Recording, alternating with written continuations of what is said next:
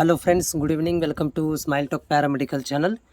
Friends, ಈ ವಿಡಿಯೋದಲ್ಲಿ GNM nursing ರಿವ್ಯಾಲ್ಯೂಯೇಷನ್ಸ್ ಬಗ್ಗೆ ಮಾಹಿತಿ ಇರುತ್ತೆ. ಏನಂತಂದರೆ, ಈಗಾಗಲೇ ನಿಮ್ಮ ರಿವ್ಯಾಲ್ಯೂಯೇಷನ್ಸ್ ಅಪ್ಲೈ ಮಾಡಿದಿರಲ್ಲ, ಅದರ ವ್ಯಾಲ್ಯೂಯೇಷನ್ ಸ್ಟಾರ್ಟ್ ಆಗಿದೆ. ಅದು ಮಂಡೆಯಿಂದನೇ ಸ್ಟಾರ್ಟ್ ಆಗಿದೆ. ಓಕೆನಾ. ಮಂಡೆಯಿಂದ ಏನು ಮಾಡಿದ್ದಾರೆ ಅಂತಂದರೆ, ನಿಮ್ಮ ರಿವ್ಯಾಲ್ಯೂಯೇಷನ್ಗಳನ್ನು ನಮ್ಮ ಸಮೀಪದಲ್ಲಿರುವಂಥ ಸೆಂಟ್ರದಲ್ಲಿ ಮಂಡೆಯಿಂದ ಸ್ಟಾರ್ಟ್ ಆಗಿದೆ. ಇದಕ್ಕಿಂತ ಒಂದು 2 ಡೇಸ್ ಬಿಫೋರೇ ಏನಾಗಿತ್ತು ಅಂದರೆ, ಬೇರೆ ಸೆಂಟ್ರ್ಗಳಲ್ಲಿ ಸ್ಟಾರ್ಟ್ ಆಗಿತ್ತು.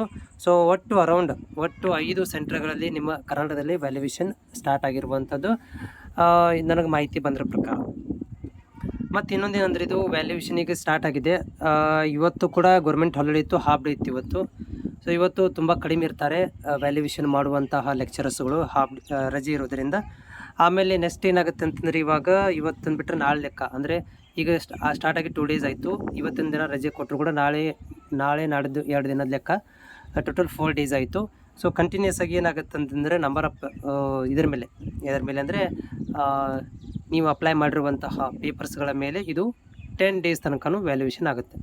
10 ಡೇಸ್ ಕಂಟಿನ್ಯೂಸ್ ಆಗಿ 10 ಡೇಸ್, ಹಾಲಿಡೇ ಹಾಫ್ ಡೇ ಲೆಕ್ಕ ತೊಗೊಂಡ್ರು ಕೂಡ 10 ಡೇಸ್ ಆಗುತ್ತೆ. 10 ಡೇಸ್ ಮುಗಿದ ಮೇಲೆ ಏನಾಗುತ್ತೆ ಅಂದರೆ ನಿಮಗೆ, ಅಂದರೆ ಇದೇ ತಿಂಗಳು 10 ಡೇಸ್, ಅಂದರೆ ಇವತ್ತು ತಾರೀಕು 11. ಓಕೆ. ನಾವು 10ನೇ ತಾರೀಕು ಲೆಕ್ಕ ಇಟ್ಕೊಂಡ್ರು ಕೂಡ ಈಗ 10 ಡೇಸ್ ಅಂದರೆ 20 ಡೇಸ್ ತನಕ, ಅಂದರೆ 20 ತನಕನೂ ನಿಮಗೆ ಪೇಪರ್ ಕೌಂಟ್ ಏನಾಗುತ್ತೆ ಅಂದರೆ ವ್ಯಾಲ್ಯೂಯೇಷನ್ ಆಗುತ್ತೆ.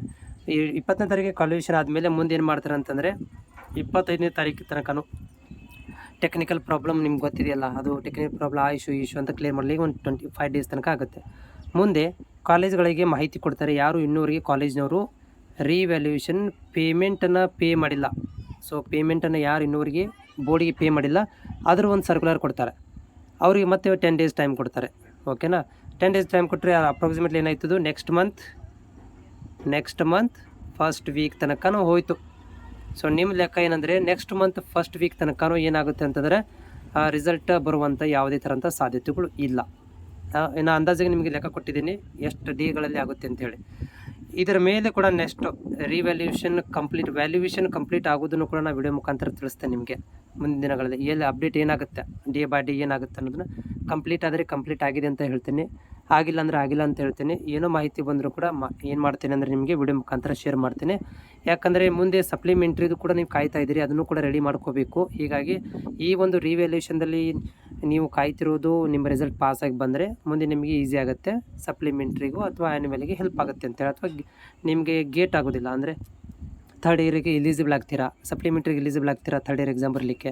ಇದೆಲ್ಲ ಕಾರಣಗಳು ಇರೋದರಿಂದ ನೀವು ವೇಟ್ ಮಾಡ್ತಿರ್ತೀರಿ. ಕಾಯಿರಿ, ವ್ಯಾಲ್ಯೂಯೇಷನ್ ನಡೀತಾ ಇದೆ, ಬಂದ ತಕ್ಷಣ ನಿಮಗೆ ಮಾಹಿತಿನ ಕೊಡ್ತೇನೆ. ಜೊತೆಗೆ ಚಾನಲ್ಗೆ ನೀವು ಯಾರೋ ಹೊಸಬರಾಗಿದ್ದರೆ, ವಿಡಿಯೋಗಳನ್ನ ನೋಡ್ತಾ ಇದ್ದರೆ ಚಾನಲ್ ಸಬ್ಸ್ಕ್ರೈಬ್ ಮಾಡೋದನ್ನು ಮರಿಬೇಡಿ.